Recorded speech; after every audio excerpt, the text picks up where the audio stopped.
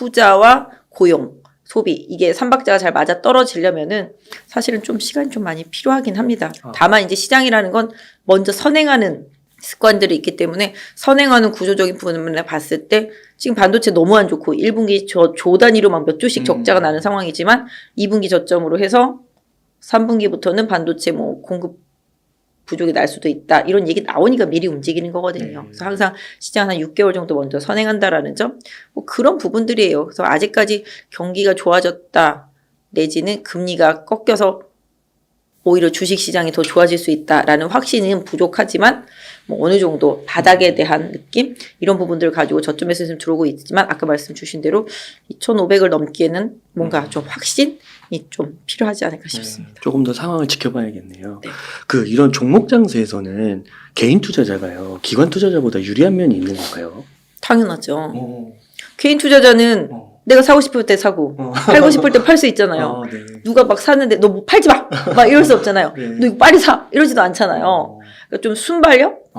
이런 부분에서 기관 투자자 같은 경우는 사면은 뭐 로스컷은 할 수 있지만 어느 정도 수익 실현이 됐을 때도 거기서 다 룰이 있잖아요. 그리고 기관 투자자 같은 경우나 뭐 펀드나 뭐 운용사들 같은 경우는 이렇게 움직임들이 다 있고 운용 세부 지침들이 다 있기 때문에 그거에 따라서 움직이지만 개인 투자자분들은 또 그리고 기관들은 사지 못하는 종목들이 있어요. 시총이 작은 것들은 못 사거든요. 네. 근데 개인들은 그런 게 없잖아요. 요새 흐름 보시면 뭐 시총 한 뭐 1,000억짜리, 2,000억짜리들이 뭐 움직여서 7, 8천억, 뭐 1조 막 이렇게 가는 그런 흐름인데 기관 투자자들 같은 경우는 작은 종목 거의 뭐 3천억대 이하짜리는 거의 안 사고 작은 종목들은 거의 못 사고요. 그렇기 때문에 개인 투자자분들은 순발력, 스피드 이런 측면에서 좀 유리하겠고요. 그렇구나. 좀 개인들이 선호하는 종목들이 요새 많이 강하잖아요.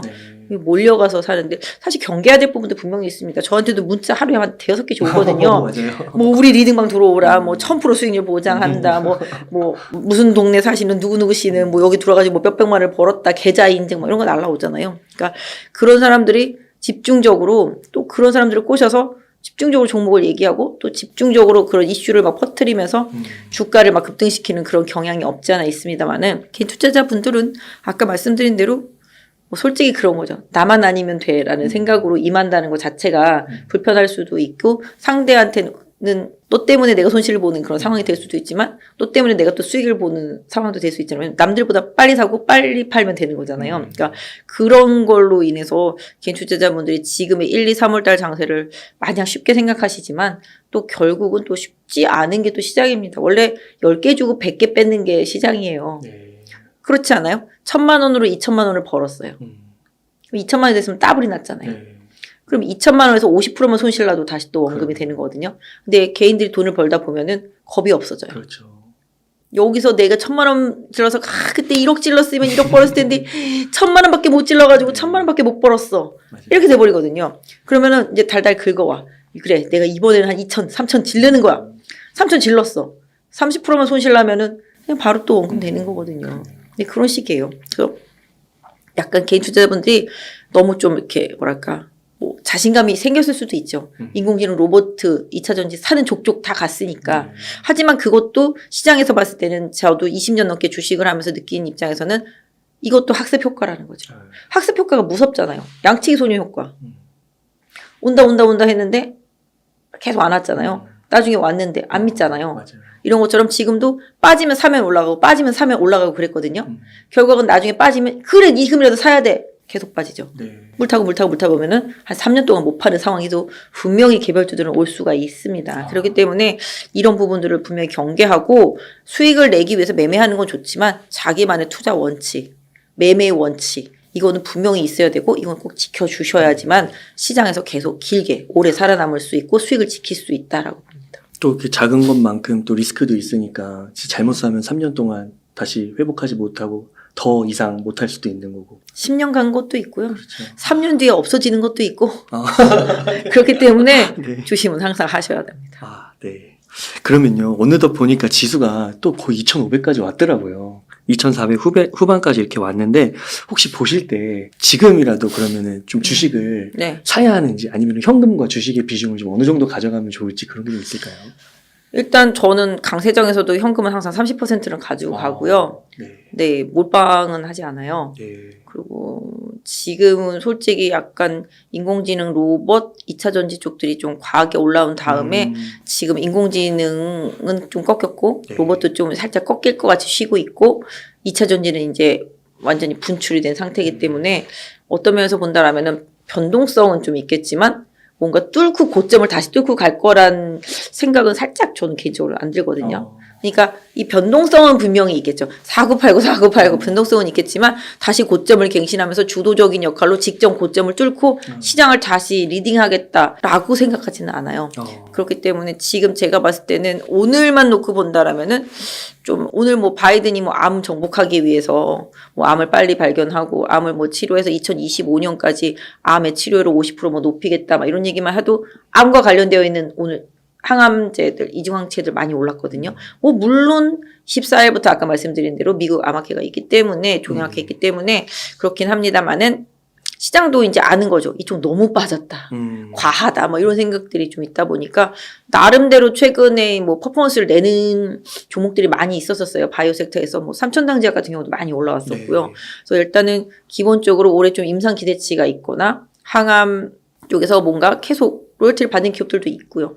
그런 기업들을 또 보는 거죠. 사실 뭐 실적이 나오는 기업들 위주로 좀 움직이고 있긴 해요. 최근에 뭐 미용 뷰티 섹터 쪽들도 그랬었죠. 뭐 보톡스, 뭐 필러나 아니면 미용 의료기기 쪽도 그랬었고요. 그 다음에 뭐 최근에 뭐 케어젠 같은 경우는 이제 뭐 다이어트 관련해서도 좀 많이 올랐었고요. 그래서 결과적으로는 바이오 쪽에서도 돈만 그냥 퍼붓는 게 아니라 돈은 어느 정도 퍼부었고 뭔가 퍼포먼스가 나올 수 있는 기업, 나오고 있는 기업, 그다음에 실적의 가시성이 있는 기업 이런 기업들을 좀 찾아서 움직이는 상황이기 때문에 거기서도 좀 선별이 필요하고 게임 섹터주들도 엄청 많이 빠졌거든요. 네. 이쪽도 올해 하반기 쪽으로 가면 신작들이 좀 많이 집중되어 있고 최근에 이제 중국의 문이 조금씩 열리기 시작했습니다. 그래서 게임 관련주들도 우량한 기업들은 좀 선별 투자할 필요가 분명히 있을 거라고 보고 있습니다.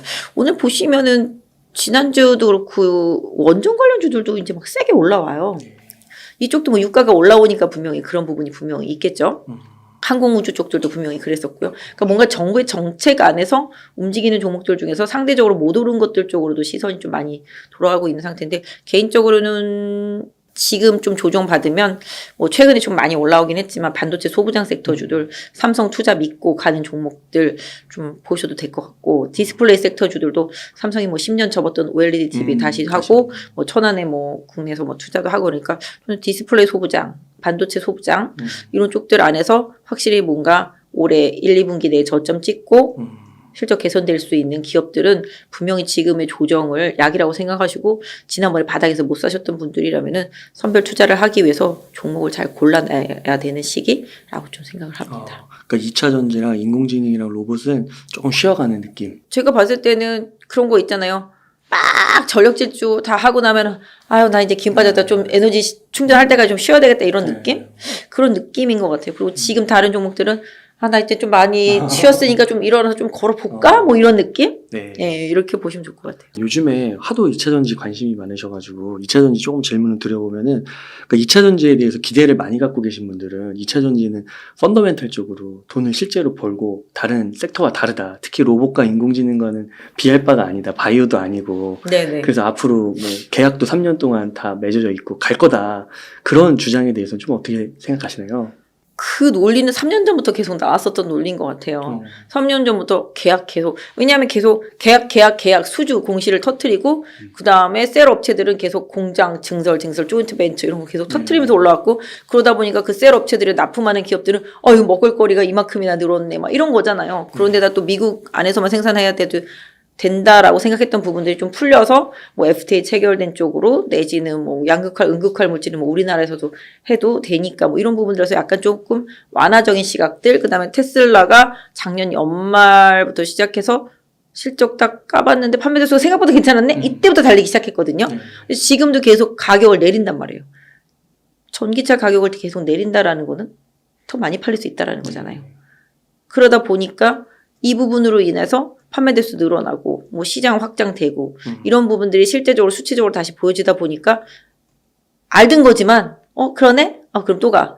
뭐 알던 거지만 세부도 작년 가을 겨울부터 계속 얘기 나왔던 거잖아요. 그랬었는데 위기였었다 생각했던 게 오히려 긍정적으로 나오니까 더 좋아지겠네? 뭐 이런 느낌? 오늘 뭐 SK 아이테크놀로지 정말 100만 년 만에 오른 것 같더라고 보니까. 그러니까 그런 것들도 막 급등 분출하는 것들도 다 이제 그 섹터 안에서 못 올랐던 종목들이 이제 올라가는 부분들인데, 기본적으로 아까 말씀하신 대로 싸냐 비싸냐는 솔직히 시장에서 결정을 해주는 거지 제가 논할 수 있는 부분은 아니라고 생각해요. 뭐 시장을 더 좋게 보고 더 긍정적인 부분들을 많이 보시는 분들은 지금도 싸다라고 말씀드리고 할 수가 있겠지만, 맞아요. 그냥 어떤 면에서 본다라면 3년 동안 주가가 10배 이상 올랐는데 이게 안 비싸? 이렇게 말하는 분들도 분명 있을 그렇죠. 거잖아요. 맞아요. 그러면 삼성전자는 지금 싸요 비싸요? 삼성전자는 좀 싼 것 같아요. 그죠? 네. 하이닉스도 마찬가지거든요. 실적이나 뭐 여러 가지 다 자산 가치부터 다 계산해 봐도 너무 싼 건데도 안 가잖아요. 네, 맞아요. 그죠? 그거는 뭔가 삼성에게 시장에서 요구하는 업사이드를 계속 충족시켜 줄 수 있는 부분들이 보여지는 것이 중요하겠고, 또 삼성전자는 그거가 아니라 시장에서 가지는 상징성이 있잖아요. 외국인들이 주식 사면 이거 사고 외국인들이 주식 팔면 그거 팔잖아요. 그러니까 그런 것처럼 지수 관련주들은 단순히 비싸냐 안 비싸냐를 따질 수가 없는 부분인 것처럼 2차 전지도 개인적으로는 그렇게 생각해요. 리튬 관련주들이라든지 전고체 관련주들이라든지 뭐 전구체 관련주들, 최근에 뭐 LFP 배터리 관련 첨가제들 미친 듯이 달려요. 뉴스만 나오면 상한가 가요. 과연 이제 우리가 봤을 때는 그들의 성장성이 나쁜 거는 결코 아니지만, 예전에 봤을 때 너도나도 리튬 한다, 뭐 너도나도 지금 뭐 이거 한다, 막 이런 식으로 모두가 좋다고 달겨들 때가 항상 고점이었던 것 같은 느낌이 있거든요. 왜냐하면 예전에 중국인들이 우리나라 막 물밀듯이 와가지고 화장품 업체들이 사방에 매장을 내기 시작하는 거예요. 명동 가면 외국인들이 막 이만한 여행 가방에다가 화장품 담고 막 직접 미국으로 중국으로 붙여주네 마네 막 이러고 난리도 아니었었잖아요. 우리나라 오면 김 사가네 뭐 된장 사가네 난리도 아니었었잖아요. 그리고 화장품 같은 경우 보시면 정말 거짓말이 아니라 지하철 역역마다 샵들이 다 있고 돌아서면은 다 로컬 샵들이 있었었어요. 지금 아무리 찾아도 잘 안 보여. 거의 뭐 지금 롭스나 아니면은 올리브영 이런 쪽으로 다 들어갔지. 그리고 웬만한 기업들 같은 경우는 인터넷 판매에 좀 집중을 많이 하면서 비용을 많이 줄이고 있잖아요. 로드샵들이 그때 화랑이었었는데 싹 사라졌단 말이죠. 그런 것처럼 지금 너도나도 리튬 2차 전지 소지할 거야, 장비할 거야, 뭐 하다못해 무슨 고기 불파 만들던 회사도 막 2차 전지 뭐 한다고 주가가 뭐 맨날 연일 급등하고 막 상한가 가고 막 그러더라고요. 그런 것처럼 제가 봤을 때는 너무 지금 약간 좀 그쪽에 대해서 과몰입되어 있다. 그리고 너도 나도 다 한다고 한다. 이럴 때가 항상 경계해야 될 때라고 보고 있거든요. 그래서 그 기업들이 실제 그걸 해서 실적이 창출이 되고 그게 나중에 주가에 기여를 하는 그 시점이 언제일지 모르겠으나 좀 많이 과한 거는 뭐 댓글이 뭐 100만 개 이상 달릴 수도 있겠습니다만 저는 지금은 좀 약간 그런 기업들은 조금 경계는 해야 된다. 기대치가 분명히 높은 건 사실이겠지만 그거에 비해서 지금 아직 퍼포먼스가 없는데도 불구하고 주가는 너무 선행했다. 이런 느낌? 그러니까 옵션 비슷하죠. 옵션은 주가가 만약에 주가라기보다 옵션은 방향성이잖아요. 이렇게 될 것 같아. 그러면 갑자기 프리미엄이 쫙 붙으면서 오르잖아요. 옵션 가격이. 그랬다가 그게 실현이 되는 순간, 현실이 되는 순간부터 프리미엄 쫙 빠져버리면서 다시 돌아오거든요. 그러니까 지금 제가 봤을 때는 지금의 2차 전지 소부장들 내에서 급등한 개별주들 같은 경우는 그런 옵션 같은 느낌? 미래의 가치를 미리 선제적으로 땡겨와서 그 프리미엄이 지금 거래되고 있는 느낌? 그런 느낌이라고 생각합니다. 뭐 물론 저는 개인적으로 작년에도 뭐 포스코 케미칼이나 지금은 이름 바꿨지만 포스코 퓨처엠이라든지 뭐 포스코 홀딩스 뭐 이런 것들 되게 좋게 보고 이쪽이 시장을 이끌 거라는 생각을 계속 했었지만 그런 부분들이 성장성, 그러니까 제가 봤을 때는 2차 전지 소재도 마찬가지고 뭐 다 마찬가지로 좀 대기업들이 다 할 수 있는 부분들이고 결국은 나중에 좀 일정 부분 좀 정리되거나 아니면은 그 기업들이 서로 경쟁 관계가 될 거 아니겠어요. 지금 너도 나도 다 한다고 해서 올랐지만 너도 나도 다 하면 결국은 어떻게 돼요? 가격 떨어지고 공급 늘어나고 그렇죠. 경쟁 심화되고 이런 부분이잖아요. 그러니까 이런 부분들도 좀 고려는 좀 하면서 좀 밸류 이상 많이 오른 종목들, 그런 종목들은 조금 경계감을 가질 필요가 있지 않겠나. 뭐 그렇다고 2차 전지 모든 종목들이 다 그런 건 아니라고 생각합니다. 뭐 사실 안 오른 것도 엄청 많아요. 구리 동박 섹터나 뭐 분리막 이런 것들 오른 적도 없고 첨가제들은 요새 조금 올랐고 뭐 이런 식이거든요. 그렇기 때문에 안 오른 것도 있고 그 안에서 또 실적이 계속 앞으로 잘 나올 기업들은 다시 평가를 받겠지만 당장 우리가 이거 산업 진출할 거야 뭐 이러면서 아니면 뭐 리튬 광산이랑 계약했어 내지는 뭐 이런 식으로 뭔가 공시를 때리면서 주가만 많이 급등한 종목들은 그냥 무차별적인 매매보다는 좀 꼼꼼하게 살펴볼 필요는 분명히 있다라고 보입니다. 네. 요즘에 진짜 2차전지에 대해서 조금 안 좋은 얘기하면은 안 좋은 댓글들이 많이 달리긴 하더라고요. 네, 인기 댓글 얻으려면은 2차 전지를 안 좋게 얘기하면은 밑에 댓글 100개는 달린다고 그러더라고요. 근데 이렇게 솔직하게 말씀해 주셔서 감사합니다.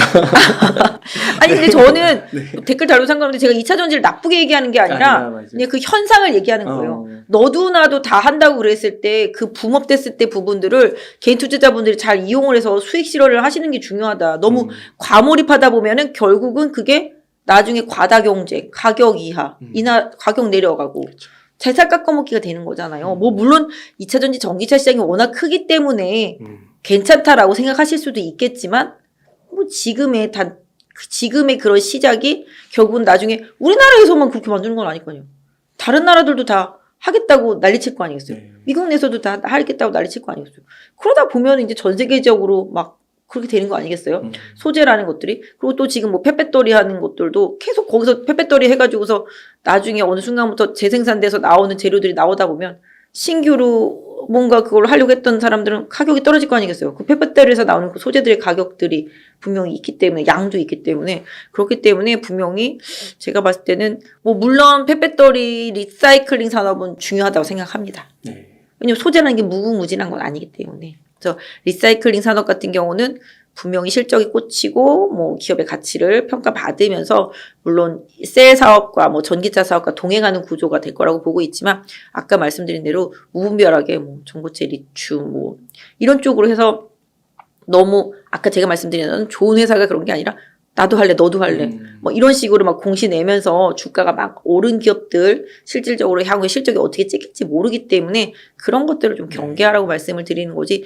2차 전지 섹터 전반이 안 좋다라고 말씀드리는 건 아니에요. 당연히 이쪽은 좋아질 섹터고 당연히 좋아질 수밖에 없는 섹터지만 그 좋다라는 거의 기준이 어디 있느냐를 좀 생각해 볼 필요는 있겠고 그런 거죠. 왜냐하면 이런 상황 속에서 나중에 또 부실 기업들 같은 경우도 항상 그런 경우도 많았었잖아요. 항상 새로운 산업이 생기면 주총하고 나면 밑에다가 우리도 뭐 이거 2차 전지 사업 뭐 이렇게 추가 투자 있잖아요. 그 사업 회사에서 하는 사업에 그 넣잖아요. 한 줄씩. 그러니까 그러다 보면은 뭐 전 세계에 있는 모든 기업들이 다 그걸 하려고 들 수도 있잖아요. 그러니까 이런 부분들에 대한 경계를 좀 말씀드리는 거죠. 그러니까 터무니없는 그런 기업들을 좀 경계하시라는 거지 주요 종목들 실제적으로 실적이 나오고 글로벌에서 점유율이 있고 리딩을 할 수 있는 기업들 같은 경우는 꾸준히 관심을 갖는 건 당연히 좀 필요하다고 봅니다. 그러니까 이게 대장들이 너무 많이 오르니까 좀 들어가긴 좀 뭐하고 하다 보니까 계속 좀 주변에 안 오른 거를 이렇게 보다 보면 계속 그렇게 하다 보면 실적도 이제 안 찍히고 말씀하시는 그런 위험한 기업들에 좀 투자를 하게 되는 것 같기도 하고요. 그러니까 저는 진짜 좀 놀랐어요. 제 고객들 어르신들이 저보다 더 많이 알아요. 2차 전지 소재주들을. 저한테 자이글을 좀 사야 되겠대요. 자이글이요? 네. 처음 들어봤는데. 그래서 내가 자이글? 그 고기 굽는 거 그 불판 만드는 회사 아니에요? 그랬더니 아니래. 뭐 2차 전지 뭐 한대. 그래서 사야 된다고 그러는데 내가 그래서 그래요? 그래서 안 사줬는데 엄청 급등을 하는 거예요. 그러니까 그거 사자고 그랬는데 안 사줬다고 엄청 혼났지 할머니한테. 그러니까 그런 식이에요. 그러니까 솔직히 뭐 제가 그 회사를 폄하하고자 하는 얘기가 아니라 또 그 주식을 갖고 있는 분들을 뭐 잘못 샀다고 뭐라고 하는 게 아니라 제가 좀 정말 생각지도 못한 기업이 생각지도 못한 걸 한다 그러니까 저도 깜짝 놀랐어요. 그렇구나. 그러면 혹시 많이 언급은 해주셨을 것 같긴 한데 2차 전지 가운데서 좀 장기적으로 봤을 때 여기는 좀 세계에서 수익권을 다툴 만한 경쟁력을 갖고 있다 그렇게 생각하시는 기업이 있으실까요? 셀은 당연히 뭐 우리나라 기업들이 영향이 분명히 있고요. 네. 저는 뭐 항상 말씀드리지만 포스코 그룹이 상당히 중요한 그런 새로운 에너지원에 대한 그런 부분에 있어서는 되게 중요하게 보여져요. 그리고 기업의 색깔도 많이 바뀌고 있고 그렇기 때문에 포스코 그룹주들은 계속 좀 꾸준히 보는 게 좋겠고 당연히 뭐 LG 에너지 솔루션과 관련되어 있는 그 밑에 단에 있는 밸류 체인에 있는 업체들도 당연히 중요하겠습니다만은 뭐 포스코 그룹주도 코스모 그룹주들도 마찬가지가 되겠죠. 그래서 코스모 화학 그룹주도 코스모 신소재도 마찬가지잖아요. 이런 펫배터리라든지 소재 쪽들 하는 기업들 쪽. 그러니까 지금의 리딩력을 가지고 있는 주도주들은 뭐 물론 당연히 좀 중요하다고 생각을 합니다. 그래서 좀 하시더라도 조금 좋은 종목들 그런 쪽들 쪽으로 나중에 좀 압축하는 전략이 계속적으로 좀 필요하지 않을까 싶어요. 그 에코프로랑 에코프로 BM 거기는 막 검찰 수사도 있고 막 그랬잖아요. 네네. 그런 것들은 그 에코프로도 좀 경쟁력이 있다고 보시나요? 근데 에코프로는 사실 뭐 자회사 상장에 대한 기대감이라든지 뭐 근데 자회사야 좋은 회사들이 많이 있으니까 뭐 에코프로 머티리얼이라든지 에코프로 CMG라든지 좋은 기업들이 많으니까 당연히 부각되는 게 맞다라고 생각을 했었는데 그 생각을 할 때는 12만 원이었었는데 지금은 벌써 2배 뭐 됐죠. 네? 4배 넘습니다.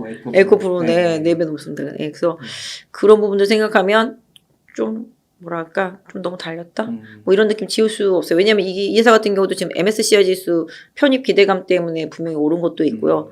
공매도와 쇼커버가 만들어낸 정말 기이한 현상이라고도 볼 수 있기 때문에 그런 부분들 제가 오늘도 저희 지점에서 직원들한테 지금의 2차전지 조정은 진짜냐 잠깐 스쳐가는 거냐 물어봤는데 아무도 대답을 안 해요. 말할 수 없대 그거. 왜냐하면 예상이 다 틀리니까. 그러니까요. 막 한 8, 9% 떨어졌다 그 다음날 또 가고 막 이러더라고요. 이번에 진짜 조정인가? 아니야. 이번에 진짜 조정인가? 또 아니야. 뭐 모건 같은 경우는 지금 에코프로비엠 공매도 쳐놓고서 뭐 매도 리포트를 뭐 내고도 중립으로 내린 리포트였었나요? 너무 비싸다 고평가 리포트. 40% 떨어져야 된다고. 뭐 그런 식으로 리포트를 내잖아요. 그 놈들 나쁜 놈들이긴 하죠. 공매도 쳐놓고 그러니까. 어떻게 포지션을 정해놓고 그렇게. 뭐 어떤 면에서 보면은 진짜. 개인 투자자분들이 이번에 참 교육을 시켜줬다 생각도 돼요. 공매도 세력들. 작년 내내 공매도들이 완전히 시장을 압박했었잖아요. 근데 올해는 뭐 개인 투자자뿐만 아니라 뭐 기타 등등 해서 그 공매도들한테 정말 쓴맛을 보여줬잖아요. 니네들 진짜 시장에서 공매도 치면은 이렇게 된다. 뭐 이런 느낌? 뭐 또 유튜브에서 그 선봉장 역할을 하는 아저씨가 한 분 계시긴 하지만, 네.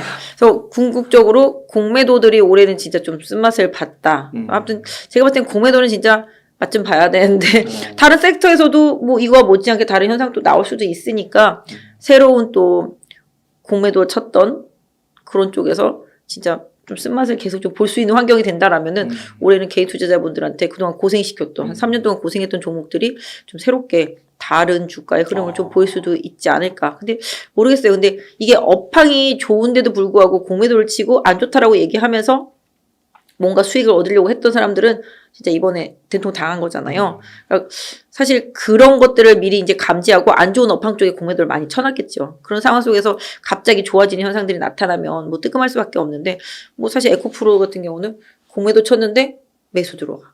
그럼 어쩔 수 없이 쇼커버링해. 또 주가가 올랐네? 그럼 또 여기서 공매도 쳤던 사람 또 쇼커버링 들어가. 그럼 또 손실 났네? 또 쇼커버링 들어가. 왜 또 손실 났네? 쇼커버링. 이거잖아요, 지금 주가가. 그래서 이게 비싸냐 안 비싸냐를 논할 수는 없지만 그냥 지금은 좀 상징적인 종목이 됐다.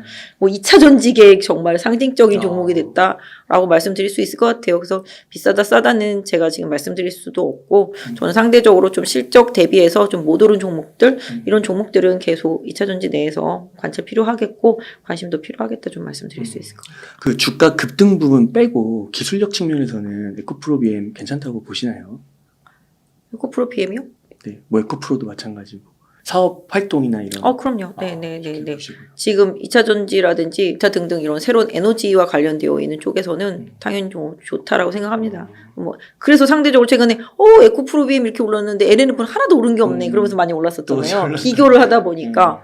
그래서 저는 뭐 그 에코프로 기업 자체는 그 자회사들이 워낙 좋기 때문에 페페토리를 비롯해서 너무 좋기 때문에 뭐 하나하나 따져본다라면은 좋은 기업이라고 생각합니다. 또 질문을 많이 하시는 게 그 포스코 뭐 그 퓨처엠은 네. 이제 좋다고 하는 거는 이제 워낙 계속 전고점 돌파하니까 얘기는 뭐 안 하시는데 포스코 홀딩스 그 네. 리튬에 대해서 네. 과연 지금 시점에서 그거를 이제 가치를 프리미엄을 줘야 되느냐 아니면 아직 철강으로 봐야 되느냐 이런 게 좀 이슈가 있더라고요. 부장님은 좀 어떻게 생각하세요? 지금의 주가 흐름은 새로운 그런 네, 리튬과 관련되어 이제 있는 좀 가치를 많이 본 거고 나중에 또 경기가 돌아서면 또 플러스 알파로 철강이 왜냐면 사실 작년에 태풍 와가지고 완전히 공장이 초토화됐잖아요. 그때 샀어야 되는데. 그때 진짜 샀어야 된다고 저도 방송에서도 많이 외치긴 했었었는데. 네, 근데 아무튼 그 기업 같은 경우는 제가 볼 때는 아까도 말씀드렸지만 색깔이 변하고 있다. 네. 단순히 뭐 철강만 갖고 그런 거는 아니라라고 생각합니다. 그래서 새로운 먹거리, 미래 먹거리 뭐 이런 쪽들을 계속 공략하고 있기 때문에 포스코 퓨처엠이라든지 뭐 포스코 계열 다 마찬가지고 포스코 엠텍도 엄청 올랐잖아요. 이름에 포스코자가 들어가야지 잘 가는 것 같더라고요 보니까. 근데 포스코 홀딩스도 저는 궁극적으로 뭐 무거워서 그렇지 뭐 무겁지도 않아요. 뭐 네, 요새 오르는 거 보면 하루에 10몇 %씩 오르니까 뭐 저는 뭐 계속 포스코 그룹은 좋다라고 생각을 하고 있습니다. 혹시 뭐 2차 전지에서 여전히 좀 저평가된 그런 게 보이시나요? 뭐 어떻게 보면은 SK 이노베이션 같은 경우는 지금 네. 정유 때문에 화학 부분 때문에 못 갔고 2차 전지 뭐 밑에 자회사로 갖고 있는 SK 온 같은 경우가 네. 실적이 안 나오다 보니까 아. 또 그리고 물적 분할한 상태에서 나중에 네. LG 화학처럼 또 에너지 솔루션 재상장할까 봐 맞아요. 주가 많이 빠져 있긴 한데 어차피 주주 환원에 대한 얘기가 나왔고 뭐 물론 상장은 2025년 이후라고는 하니까 그렇긴 합니다만은 뭐 그쪽도 생각보다 많이 왜냐면 지금 현재 시총 대비해서 SK온의 가치가 거의 터무니없이 반영이 되어 있다 보니까 네. 그런 부분들 좀 긍정적으로 볼 수 있겠고 뭐 자회사 SK 아이테크놀로지 같은 경우 오늘 어제 많이 오르긴 했습니다만은 그 회사도 최근에 뭐 전고체들이 워낙 날라가서 분리막이 필요 없잖아요 전고체 되면은 그러다 보니까 이제 분리막 회사다 보니까 많이 빠져 있었는데 오늘 레포트 나오니까 또 한 방 올라오긴 했는데 그런 경우들 그다음에 뭐 지금 롯데 에너지 머티리얼즈 뭐 이런 것들도 동박 쪽들이 워낙 안 좋아서 못 가는 동박이 마진이 박하다 보니까 SKC나 이거나 뭐 솔루스 첨단 같은 게 많이 못 올랐었는데 뭐 궁극적으로는 뭐 가격적인 측면에서 봤을 때는 아직 덜 오른 부분이 분명 좀 있긴 하고요. 그다음에 뭐 첨보 같은 경우도 LFP 배터리 생각하면은 좀 덜 오른 부분이 좀 있고 최근에 뭐 엔캠도 전액 쪽에서 좀 LFP 배터리 좀 많이 오르긴 했습니다만은 상대적으로 뭐 다른 종목들에 비하면 저 밑에 있는 거랑 마찬가지잖아요. 뭐 대주전자나 뭐 나노신소재는 좀 많이 오르긴 했습니다만은 뭐 이런 쪽들 소재단에서는 뭐 장비단들도 그렇고요. 장비도 이제 실적으로 이제 올해 작년부터 이제 발주가 들어가고 수주 받았으니까 올해 내년까지 계속 이제 실적 꽂히기지 않을까. 장비주들도 뭐 궁극적으로 지금 미국이 계속 지어대니까 2025년까지 실적으로는 아마 좀 돌아올 수 있지 않을까. 다만 이제 주가는 뭐 비교해서 좀 봐야 되겠습니다만 섹터를 많이 따르니까 그래도 뭐 장비 쪽들이나 뭐 부품 소재단에서는 뭐 덜 오른 것들은 꾸준히 한번 노려보실 수 있지 않을까 싶습니다. 혹시 LG화학은 좀 어떻게 생각하세요?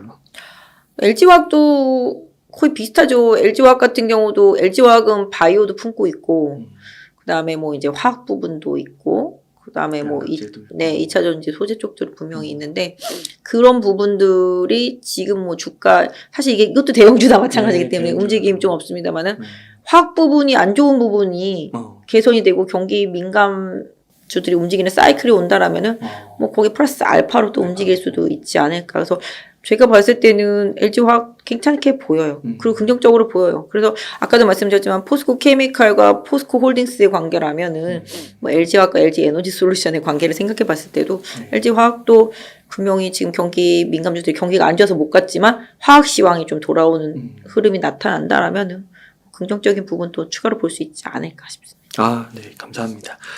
하나만 이제 반도체 부분만 좀 더 여쭤보겠습니다. 아까 저한테 이제 삼성전자 싼 거 같냐고 여쭤보셨을 때 제가 싸다고 대답했고, 그렇게 보신다고도 얘기를 해주셨는데, 움직이질 않아서 조금 답답한 면이 없지 않아 있는데, 삼성전자를 지금부터 좀 이렇게 싸니까 우선은 모아가는 그런 포지션에 대해서 좀 어떻게 생각하시나요? 전 국민의 종목이죠. 뭐 손주가 태어났다, 주식을 나는 삼성전자를 사서 주겠다, 뭐 이러신 분들 되게 많잖아요. 그리고 나는 이거 적금처럼 사겠다. 그러신 분들 되게 많잖아요. 맞아요. 삼성전자가 좀 지금 못 가는 이유는 당연히 그런 부분이 왜냐면 한 분기에 뭐 14조, 15조씩 나든 회사가 올해 내내 그거 벌까 말까 한다고 하니 당연히 주가가 못 움직이겠죠. 근데 삼성전자는 아까도 말씀드렸지만 시장의 상징성인 거죠. 큰 돈이 들어와야지 움직이는 부분이고 근데 반도체는 업황이 돌아서면 큰 사이클이 생기기 때문에 정말 시장에서 확신이 생길 때 움직입니다. 뭐 지금 휴대폰이나 가전 이런 부분들도 지금 좋지 못한 부분들이 분명히 있고요. 경기가 안 좋다 보니까 네, 맞아요. 그래서 그런 부분들. 하지만 최근에 보시면 이제 뭐라 그럴까요? LG전자로 따진다라면 이제 가전 재고가 많이 줄었고 그다음에 올해 전장에서 좀 실적 나오는 것들이 분명히 있는 것처럼 삼성전자의 포인트는 뭐 앞으로 인공지능이나 로봇 시대가 왔을 때 반도체 쪽에서의 뭐 지금 사실 다른 데는 다 감산하는데 삼성전자만 인위적인 감산을 안 하고 있잖아요. 뭐 그런 상태입니다. 그래서 지금 제가 봤을 때는 삼성전자를 모아가기 전략이라고 한다라면은 결국은 지수가 간다라고 생각하는 사람이 모으는 거잖아요. 그죠? 그렇죠. 지수가 간다라고 생각하는 사람이 모으는 건데 모르겠어요. 개인적으로는 삼성전자를 모을 거면은 확실히 반도체 시장이 돌아선다고 생각하면 하이닉스를 모으는 게 좀 낫다. 아, 왜냐면 하이닉스는 반도체니까. 하이닉스는 좀 가볍게 움직이더라고요. 아니면 메모리 업황만 좋아지면 바로 가니까. 그러니까 오늘은 뭐 교환사채 때문에 빠지긴 했습니다만은 교환사채도 가만히 생각해보면 11만 1,000원이거든요. 지금 8만 원대인데. 거기까지만 가서 교환할 수 있는 상황이 되면은 지금 요새 산 사람은 수익률이 엄청날 텐데. 그러니까 개인적으로는 그러니까 반도체 메모리 업황 좋아지고 경기 좋아진다는 시그널만 확실히 나오면 삼성전자보다는 하이닉스의 탄력도가 좋다. 이렇게 말씀드릴 수 있을 것 같아요. 그래서 어떤 면에서 보면은 삼성전자를 모으겠다는 분들은 나중에 배당 플러스 알파를 노리시는, 배당 수익률도 높은 편이거든요. 네. 그렇기 때문에 배당 플러스 알파를 노린다라면은 뭐 삼성전자를 모아갈 필요는 있겠지만 나는 수익률을 원한다. 그러면 만약에 반도체로 산다라고 가정을 했을 때는 하이닉스가 좀 더 낫다. 또 그럼에도 불구하고 난 더 수익률을 강력하게 원한다. 그러면 삼성전자 밸류체인 안에 있는 반도체 소부장 섹터 내에서 삼성전자 투자의 수혜를 입는 업종을 사는 게 수익률 말에서는 훨씬 더 좋죠. 그러니까 삼성전자를 살 바에는 삼성전자 밸류체인 사는 게 낫고 메모리를 사서 반도체 큰 걸 사고 싶으면 하이닉스 사는 게 좀 더 낫다라고 말씀드릴 수 있습니다. 그러니까 삼성전자는 약간 큰 손 외국인들의 좀 주식이라고 좀 1차적으로는 보는 게 개인 투자자분들은 낫다 이렇게 좀 웬간히 사선 주가가 안 움직이니까 네, 큰 돈이 들어와야 돼요. 그쪽은 환율 영향도 많이 받고 그다음에 뭐 미국 금리 영향도 많이 받고 전체적으로 이머징 시장 쪽에서 돈이 들어오고 나감에 있어서의 뭐 바로미터 같은 움직임이 나타나고 있기 때문에 삼성전자는 그냥 삼성전자 회사 하나가 좋다고 해서 올라가지는 않아요. 그렇기 때문에 여러 가지 시장 환경에 있어서 영향을 많이 받으니 굳이 스트레스 받을 필요는 없지 않을까. 다만 아까 말씀드렸던 대로 안정적인 배당 성향이라든지 뭐 그다음에 주가가 워낙 싸다라는 점을 고려해 볼 때는 뭐 모아갈 수는 있겠다. 하지만 뭐 제 선택은 차라리 반도체를 살 거면 하이닉스가 낫고 삼성전자를 살 거면 그 밑에 있는 밸류체인 소부장을 사는 게 훨씬 더 좋다. 뭐 개인적으로 생각하고 있습니다. 그러면 SK 하이닉스를 좀 중심으로 봤을 때 업황은 좀 언제쯤 이렇게 좋아질 거라고 보세요? 제가 뭐 전문가는 아니지만 최근에 나오는 리포트들이라든지 뭐 반도체 업체 마이크론이 얘기하잖아요. 3분기면은 공급 부족 온다며요. 네. 그렇게 생각하면 그때인 거죠. 근데 3분기면 얼마 안 남았잖아요. 그렇죠. 지금 미리 움직이는 거죠. 6개월이니까. 쌀 때 미리 사는 거죠. 그러니까 뭐 그런 흐름이라고 보시면 맞을 것 같아요. 아, 그렇군요. 또 이런 반도체는 한번 또 올라가면 무섭게 올라가지 않나요? 반도체는 시황산업이기 때문에 방향을 잡으면 끝장을 봅니다. 끝장을 보는 거죠. 네, 그렇기 때문에 사람들 말하는 것처럼 반도체는 좀 늦게 사더라도 방향을 잡았을 때 완벽해졌을 때 사는 것도 수익률에 도움이 된다. 왜냐면 바닥에서 사면 스트레스 엄청 받으니까 확실히 방향 잡고 시장이 주도주로 나섰을 때 그러니까 이런 느낌인 거지. 에코프로를 치면 12만 원이 바닥이었는데 이거를 19만 원에 샀어도 지금 뭐 50만 원이 되는 느낌인 것처럼 삼성전자나 하이닉스 외에 그런 반도체들도 바닥에서 터닝하고 확실한 걸 확인하고 사면은 기다림이 조금 더 줄어들 수 있다? 뭐 이런 느낌? 완전히 이해됐습니다. 아, 그렇군요. 그러면 또 아까 반도체 소부장 쪽은 또 좀 눈여겨보시는 게 있으실까요? 개인적으로는 노강 쪽에서는 뭐 SNS텍 같은 경우가 포토마스크 쪽은 작년부터 계속 쇼티지가 나서 계속 관심이 있던 부분이었었고요. 그런 부분도 괜찮고, 뭐 이번에 아시잖아요. 뭐 이름에 하나자나 원익자 들어가는 거는 그냥 리틀 삼성이라고 보시면 되거든요. 지분 투자를 한 네, 거죠. 네. 그런 기업들은 뭐 나중에 조정이 오면은 분명히 보는 게 좋겠고 또 삼성이 오랜만에 이제 10년 만에 OLED TV를 다시 하겠다 뭐 얘기하니까 최근에 뭐 덕산 네오리스 이노스 첨단 많이 올랐잖아요. 이런 것처럼 소재는 당연히 들어갈 수밖에 없는 상황이고 그다음에 LG 계열에 있다가 이제 삼성에도 관계 개선이 돼서 제가 볼 때는 납품할 수 있다라고 보여지는 게 이제 LX 세미콘 같은 경우. DDI 구동식 같은 DDI 관련해서는 보면 DBI텍 같은 경우는 이미 제가 관심으로 얘기하고 나서 너무 많이 올라가지고 말씀드리긴 어려워요. 거기는 강성부 펀드랑 관련돼서 수급으로 올라온 거긴 한데 이쪽은 또 생산이잖아요. 그러니까 제가 봤을 때는 디스플레이 그다음에 뭐 반도체를 어우른다라면은 뭐 이름에 하나자가 들어가거나 뭐 원익자가 들어가는 것들이 장기적으로는 좋긴 한데 개인적으로는 뭐 삼성이 계속 시스템 반도체 좀 얘기하면서 최근에 비메모리 많이 올랐거든요. 팹리스 업체들 뭐 디자인 하우스들도 많이 올랐는데 계속적으로 삼성이 어느 한 곳에 좀 진짜 실제로 지분 투자를 왜냐면 로봇도 삼성이 뭐 투자한다고 하면서 레인보우 로보틱스 엄청 올랐었잖아요. 뭐 그다음에 현대차도 뭐 하나 물색하고 있다 그러면서 엄청 다른 거 올라갔던 것처럼 삼성의 반도체 왜냐면 잘 생각해보세요. 삼성이 반도체 투자하고 만약에 나중에 업황이 좋아져서 생산이 만약에 늘어난다. 그러면 당연히 공정에 들어가는 재료나 부품 이런 것들이 좋아지겠고 테스트도 많이 늘어날 거잖아요. 그러니까 그런 공정 쪽에서 나타나는 수요에서 확실히 수혜를 입을 수 있는 기업들을 골라내는 게 저는 중요하다고 생각하고 이번에 바닥에서 삼성에 투자한다고 해서 확 급등했던 종목들 있잖아요. 그런 종목들을 계속 보셔야 돼요. 그러니까 그런 애들이 나중에 또 대장이 되고 주도주가 되는 애들이거든요. 그러니까 삼성전자를 보는 것보다는 개인 투자자로서 조금 더 수익률 그리고 빠른 그런 성과를 보고자 원하면은 이번에 그걸 잘 공부해두면 좋겠네요. 네, 맞습니다. 네. 마지막 질문입니다, 부장님. 지금 만약 1억 원 정도가 있으시면 어떻게 운용을 하시겠나요? 제 개인적으로 그러니까 뭐 방송을 통해서는 뭐 반도체 디스플레이 뭐 한 30-40% 사고 그다음에 뭐 경기 민감주 뭐 많이 빠진 것들 뭐 좀 한 20% 정도 채우고 실적 대비해서 그다음에 뭐 나머지는 뭐 성장주들 중에서 금리 떨어질 때 수혜를 볼 수 있는 개인적으로 뭐 게임이나 바이오 섹터주들을 사고 싶어요라고 말씀을 방송용으로는 드릴 수 있겠지만 네. 뭐 제 생각에는 뭐 1억 원이 있으면 게임 바이오? 저는 되게 공격적이거든요. 게임이나 바이오? 뭐 이런 거 골라놓은 걸 좀 살 것 같긴 해요. 근데 아까 말씀드린 대로 저는 반도체 디스플레이 쪽, 네, 그런 쪽들은 꼭 올해는 사서 모아가야 된다고 생각하고 있습니다. 그래서 1억 원이 있으면 한 3천만 원 남겨두고요. 현금으로 남겨두고. 네, 7천만 원 정도는 좀 제약 바이오는 뭐 한 10% 정도만 하시고요.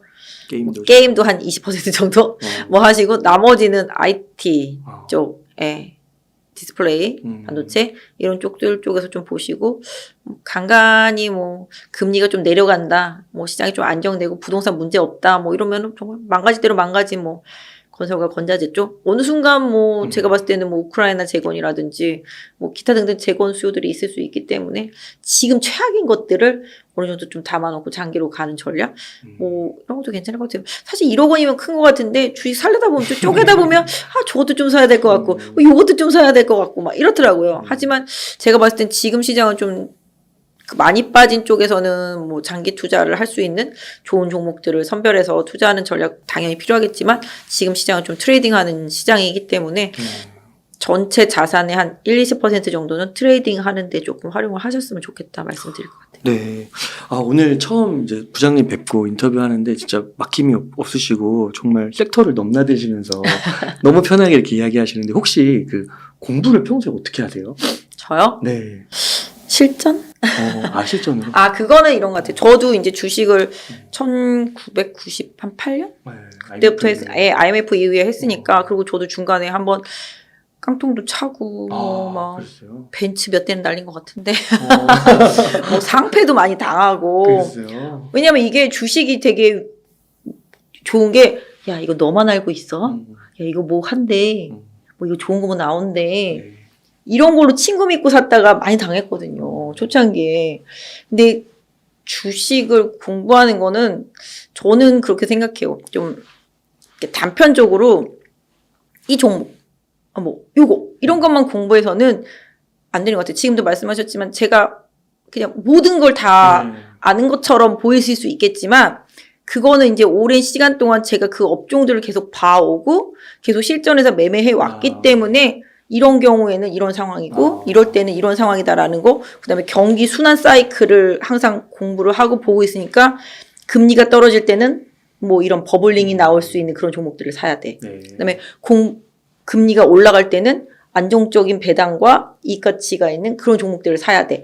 이런 룰들이 생기는 거죠. 그리고 이제 뭐 이런 업황에 따라서는 이런 걸 사야 돼. 이런 것들. 그러니까 사실 좀 부딪히면서 겪고 항상 많이 봐야 돼요.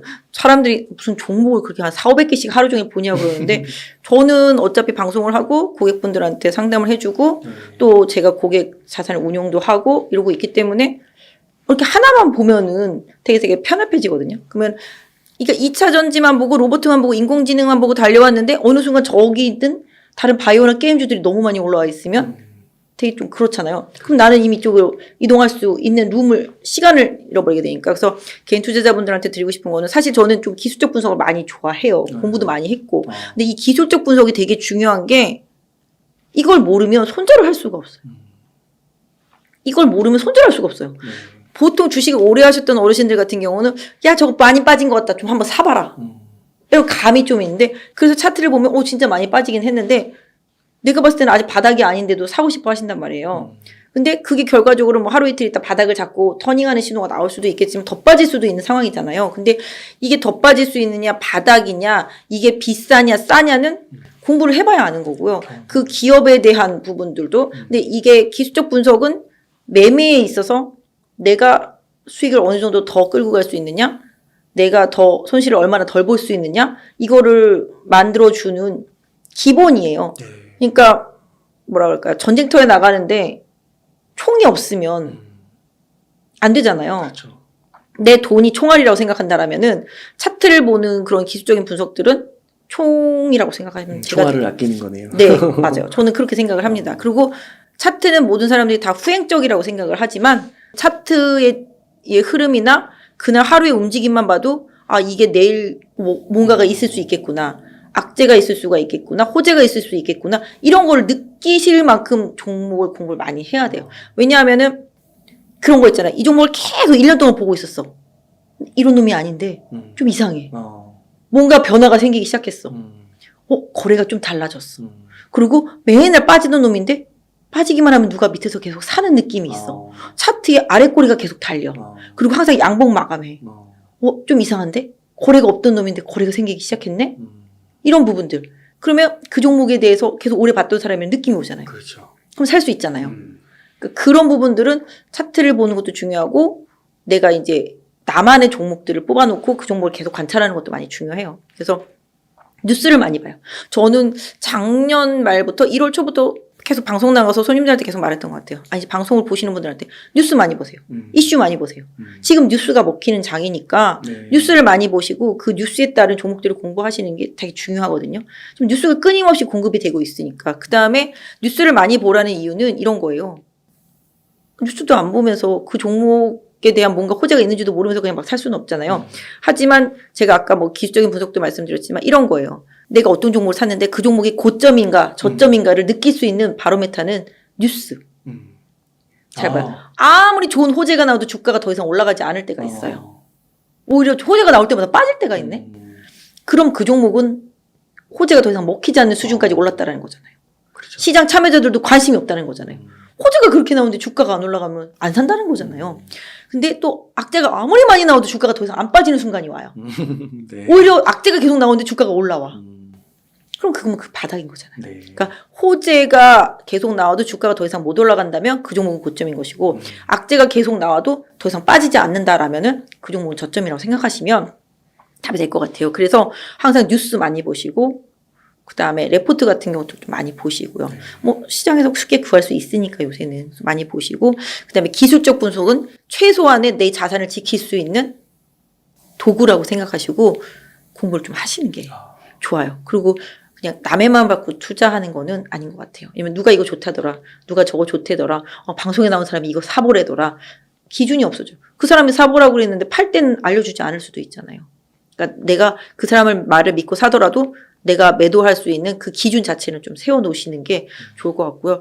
저는 신문 많이 보고 뉴스 많이 보시는 게 가장 주식하는 데 있어서 중요하다고 생각해요. 왜냐하면 주식의 큰 사이클을 여러분은 아마 아실 수 있을 것 같은데 미국 대통령이 바뀔 때마다 올라. 그 대통령이 원하는 대로 가잖아요. 큰 시장의 흐름이. 네. 우리나라도 마찬가지지만 그러니 뭐 정치인 테마주를 사시라는 게 아니라 그 전 세계 글로벌의 큰 테마를 만들어주는 게 미국 대통령이고 또 우리나라 안에서는 또 우리나라 대통령이 될 수도 있겠고 뭐 유럽도 마찬가지가 되죠. 그러니까 전 세계 글로벌적인 정책의 변화를 따라가면 절대 실패하지 않겠죠. 네. 그죠? 그러니까 그런 거잖아요. 트럼프 때 섹터와 바이든 때 섹터는 완전 다르잖아요. 그죠? 친환경 이런. 그쵸. 네. 그런 색깔 자체가 다르잖아요. 그렇기 때문에 또 미국이 내년에 또 선거가 있나요? 그죠? 네, 내년인가 내후년인가? 내년인가? 또 바뀔 거잖아요. 그런 식으로 전 세계적인 글로벌 정책의 변화, 그걸 주도하는 미국 대통령의 정책, 이런 부분들에서 또 틈새를 얻으면 5년짜리 사이클이 만들어지잖아요. 그 다음에 뭐 섹터도 당연히 마찬가지가 되겠고요. 그래서 뉴스, 그 다음에 정책 변화, 이런 부분들은 큰 영향력을 있는 사람들의 정책의 변화에서 힌트를 얻으신다라면은 실패하지 않겠죠? 네. 코로나 터지고 나서도 오히려 사람들이 할 일 없이 집에서 하나님만 있으니까 주식만 하고 있었던 거잖아요. 네. 그죠? 그리고 집에서 막 쇼핑만 하니까 네. 음식 맨날 시켜 먹으니까 네. 그것만 갔던 거고 그래서 온라인 게임이라든지 플랫폼이라든지 이런 게 엄청나게 오를 수밖에 없는 거잖아요. 그거는 내 시장 주변의 환경 변화에서 분명히 답을 찾을 수가 있는 거잖아요. 그렇죠. 그죠? 그렇다시피 내 환경의 변화, 그다음에 뉴스의 변화, 정책의 변화 이런 부분들을 계속 꼼꼼히 챙기신다라면은 시장에서 절대 실패하지 않는 투자를 할 수 있고 저보다 더 많이 알고 더 유능한, 더 수익률 많이 낼 수 있는 그런 개인 투자자분들이 분명히 되실 거라고 생각합니다. 와, 네, 환경 정책, 신문 뉴스 등등 지금 이런 장세에서 꼭 필요한 말씀이 아닌가 싶습니다. 네, 부장님 감사드리고 그러면요 끝으로요 시청자님들께 좀 강조하고 싶으신 말씀이나 하고 싶으신 말씀 일단 부탁드리겠습니다. 최근에 등한 1분기에 수익률이 나만의 실력으로 된 건 분명히 아니다. 네, 그런 부분들을 좀 생각하시고 좀 시장을 좀 겁내는 거. 그러니까 제가 봤을 때는 너무 용감한 것도 사실 어려운데 너무 겁내는 필요는 없겠지만 자기의 실력으로 수익이 난 게 아니다라고 생각한다라면은 어느 정도 시장이 무섭다라는 거. 사실 주식시장 카지노랑 똑같아요. 네. 줬다가 다 뺐거든요. 그리고 다 털리기 전에는 떠나지 못하거든요. 네. 용감하게 떠나기 전에는 네. 사람이 그렇잖아요. 네. 그죠? 아까도 말씀드렸다시피 그 그렇게- 카지노의 그 영화, 아니, 드라마에 나오잖아요. 그 3천억 다 날리셨잖아요. 네.